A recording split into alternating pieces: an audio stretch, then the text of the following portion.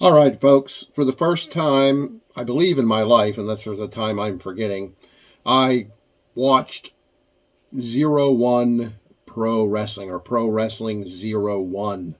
Now, I did so because they had some big time Pro Wrestling Noah stars on there, and I wanted to check their matches out. But I was willing to give it a shot because Pro Wrestling Noah is the only wrestling I watch because it's wrestling done right.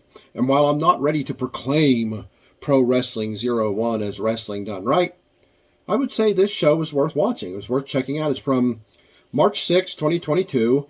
It was the Shinjiro Otani debut 30th anniversary year. Okay, I'm going to be honest with you. I'm still learning about who Shinjiro Otani is and what his accomplishments are. But this was his 30th anniversary year, and we're celebrating that. I guess ZERO1 is celebrating that here and maybe all year. I'm not sure. It was from Kuroiken Hall in Tokyo, Japan. Let's run down the card real quick. This is not going to be a long video. I'm just going to skim through this and let you know my quick thoughts. And if I mispronounce names, please remember I'm not familiar with about 98% of these wrestlers. Takoya Nomura defeated Satsuki Nagayo in about 8 minutes. I love this match. This was a classic, no-holds-barred, professional wrestling match.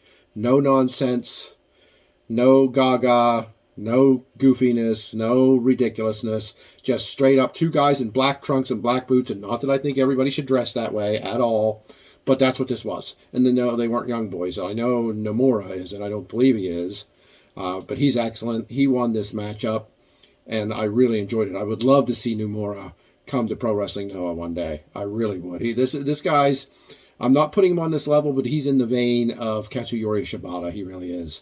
Next up was the Kabuta brothers, Heidi Kabuta, I don't know if that's how you say it or not, I apologize, Yasu Kabuta, versus Super Tiger and Yuko Miyamoto. And this went to a 20-minute time limit draw. Excellent tag team matchup. I mean, the fundamentals were there.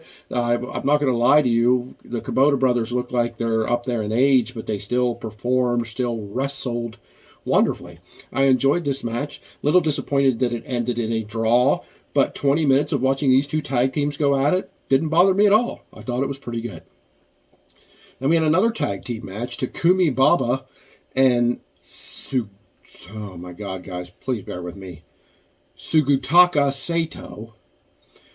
So that's Tommy Baba and Sugutaka Sato defeated Genta Hiriki and Shoki Kitamura in about 11 minutes. This was just another solidly worked tag team match. Now, it was different than the Kabuto brothers match. This one was a little bit faster paced, but nothing over the top. Not in my opinion, not that I can recall. It wasn't like a bunch of wrestling moves were spammed back to back as you see in this country, in America, all the time. This would, again, solidly worked, but just a little faster pace. The guys were a little younger in this, I believe. And if you're more into the modern style of wrestling, this would be more for you than the last match, but it wasn't anything like you'd see on American television. It wasn't that fast-paced. It wasn't watching a tag team match and fast forward, okay? Very solidly worked. And Baba and Sato won the match up there. Then we had the match that almost made me turn this off. The only reason I didn't turn this off is because I knew some Noah guys were coming up. But it was the Voodoo Murderers versus the Voodoo Murderers. Apparently this is a huge stable in Japan. It's been in all Japan. It's been here in ZERO1. It's been all over the place. Violent heels. Think Suzuki-gun, at their worst.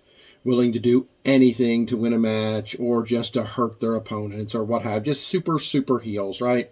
Shogun, Akamoto, and Taru took on Chris Vance and Yoshikazu Yokoyama. The match kicked off with Shogun and Taru throwing powder into the faces of Vice and Yokoyama. Immediately just walked in the ring and threw powder everywhere in front of the ref. Didn't enjoy that. And then one of the guys, either Shogun or Taru, I'm not sure which. Sorry, I don't know them apart yet, guys. I just don't. Got a giant fork. Now, I don't mean a kitchen fork. This was like a barbecue fork. It had to be, foot and a half long with 2 or 3 giant points on the end of it and just dug it into Yokoyama's face. Now, I can tell them apart because I know Chris Weiss isn't Japanese, so I know which was which there. Now, that was behind the ref's back, at least. The ref didn't see that happen, but he instantly busted him open. They brawled all over the place. The match ended when they taped Chris Weiss to the ropes. Like, it was duct tape. It was a different color duct tape. Taped Weiss to the ropes and threw powder again to beat Yokoyama. So, Shogun, Okamoto, and Taru win the match up after using powder twice and a giant barbecue fork. It was quite ridiculous. It was a spectacle. It reminded me of House of Torture nonsense in New Japan. Pretty bad stuff overall. Could have done without it. But up next was the main reason I tuned into this. One of the main reason. There's a secondary reason as well. But up next was Masato Tanaka taking on Yoshiki Inamura from Pro Wrestling Noah. And this was everything I wanted and needed it to be. It was 17 minutes long, back and forth. It was the skill and the stubbornness and the mean-spiritedness of Tanaka. And I don't mean that in like a bad way, but he's just a tough, mean, fiery man who's been around a long time, taking on the youthful exuberance but unbelievable strength of Inamura. And this went back and forth. Inamura had the match won a few times, but just couldn't hold Tanaka down, just couldn't put him away, and Tanaka ends up winning. After the match, Tanaka did comment that he's finding it more and more difficult to not only beat Inamura, but to just keep up with him in a match.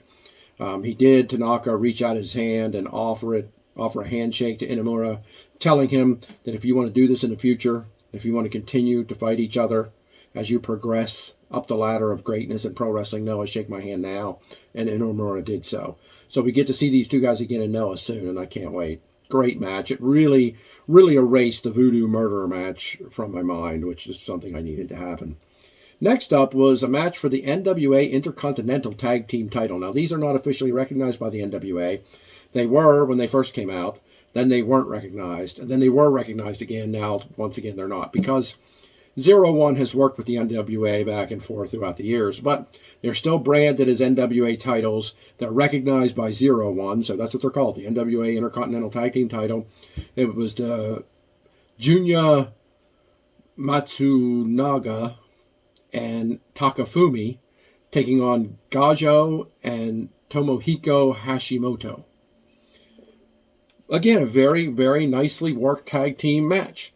But what I loved most about this was the spectacle. And Adam Lavelle likes a spectacle? Spectacle meaning this match was presented in a way to be taken very seriously. These titles were held up on a pedestal, and when new champions were crowned, Matsunaga and Takafumi won the titles. What I loved about that is it was a grand spectacle. Now, Stardom and other companies hand trophies out and stuff when someone defends their title or wins a title. And that's what happened here. But they had two ring girls come in and a woman who I don't speak Japanese and I couldn't find an interpretive site here. So I don't know who she was. A big deal in this organization, apparently. Just came in and celebrated the title victory. I mean, it really, really felt like this was a giant deal. Winning these tag titles was huge and important and grand. I loved it. I love that aspect of it. It's something that American wrestling could definitely use. No doubt about that. But there was a title change there. New NWA Intercontinental Tag Team Champions Junya Matsunaga and Takafumi are your new NWA Intercontinental Tag Team Champions in a very good match and a big spectacle after winning. Finally, my secondary reason for watching this show, the ZERO1 World Heavyweight title, which is the old, big silver AWA world title, because ZERO1 used to work with the AWA way back in the day. Then they broke relations, but ZERO1 had the belt, kept the belt, and used that title as their world championship. It's a nice looking title, bright silver. Borderline, I want to say beautiful, but I don't know if I'd go that far, but it's a very nice title belt. And that is held by the one and only Takashi Sugi himself of Noah fame, who is leader of Segura-gun, and the man, and Noah, and everywhere he goes. So he's the world heavyweight champion here. Looked really good with that belt on. And he wrestled a gentleman named Takoya Sugawara, who's apparently been a lot of places, including Dragon Gate and here at ZERO1. That match went about 20 minutes. It was pretty good. The only reason I'm saying pretty good is I felt like this guy was not in Sugi's class. I felt like he was outmatched from the opening bell. It was not a squash match. No, that's not what I'm saying. Sugawara put up a good fight, wrestled well, but never once did I feel like he was a threat to win that title. And so Sugi himself, retains the title in a decent match. So I enjoyed several of these. I enjoyed almost all of these matches except the Voodoo Murderer match. I really did. And I would watch a Pro Wrestling Zero1 wrestling show again. I would. Now, I'm not confident that they're exactly what I love about wrestling. I don't know. One show, I can't judge on one show. And I've already seen sort of an advertisement for an upcoming show where it looks like there's a mixed tag match, a man and a woman against a man and a woman. Now, as long as it's the men against the men and the woman against the woman, it's not the end of the world for me, but I don't really like them. If it's something they do a lot, I wouldn't be interested in. It doesn't take much to turn me off. But I'll watch their next show if Wrestle Universe puts it up, because trust me, trying to find these shows just randomly out there on the internet somewhere is next to impossible. Like, I can't find them to judge other shows. It's like, I just can't find them. So unless Wrestle Universe shows it, I won't be watching it. And I don't want to see any more Voodoo Murderer matches. And I'm sure the next time I watch one of their shows, if these guys are on the show, I'll probably just skip through it. I'll fast forward that portion. Heels are fine. Evil heels are fine. Heels that got to use ridiculous antics all the time. Taping someone to the ropes, powder, a barbecue fork. It's too much for me. It's too much gaga and stupidity. Okay, not for me. But the rest of the show was solid, and it's just that unfortunately that match takes a little bit out of it. It's like you're watching a serious movie, and all of a sudden for 20 minutes it turns into a comedy, and you're like, what's going on here? The new Batman movie, for example. Now, they made a few funnies here or there. That's not what I'm talking about. But if you're watching like the new Batman movie, and as good as it was, even though it was 3 hours long, as good as it was, if during the middle of the movie, 20 minutes of it turned into an out-and-out comedy movie, it would take you out of it would have been like, look, this movie would have been good, but for 20 minutes in the middle of it, it turned into some really silly comedy. Right? Well, that's what this was. And even though this wasn't a comedy match, it was an unrealistic, pathetic, overbooked nonsense match. And it really shook me. But thankfully, my Noah guys pulled me out of that funk and won me over. And I'd give this show a 6.5 out of 10. Almost at 7. But now that Voodoo Murder match really took it down that low. 6.5 out of 10. I probably would have gone a whole point higher. Maybe even up to 8. But I probably would have went to 7.5 without that Voodoo Murderer match. Probably would have went to 7.5. But as it is, 6.5. Good enough for me to watch again and see what they're all about, though. Just wanted to throw this out there for anybody that's interested. If you're not interested, I'm not going to sit here and preach and insist that you should watch Pro Wrestling Zero. I'm just not. But I will again if they put it on again, and we'll see if they can maintain something that I'd watch. Also, at the end of the show, I forgot this. The Shinjiro Otani himself, who was injured apparently, still recovering from some type of injury, came to the ring, got in the face of Sugi, got in the face of the world champion Takashi Sugiura, challenging him for the world championship. Now, from what I understand, Otani is great. He's one of the best junior heavyweights ever, from what I'm being told and what I'm reading. But this did not look like a match that would be a challenge again for Sugiura. I could be mistaken. I'm willing to watch it, but I don't know. Otani just doesn't have the build. He doesn't have the look. He doesn't have the charisma that Sugi has, and that's clear as day to me. But I'm willing to be shocked and surprised and come on video and admit how wrong I was if I watch their next show, if that's possible, and the match is good. Definitely, and I'll apologize for insulting, apparently, the great Shinjiro Otani. I will. This has already gone 15 minutes longer than I thought it would. I thought it'd probably go about under 10 minutes. So this has been 15 minutes of my thoughts on ZERO1 Wrestling. Check it out. Let me know what you think, guys. And until next time, I'll talk to you guys later.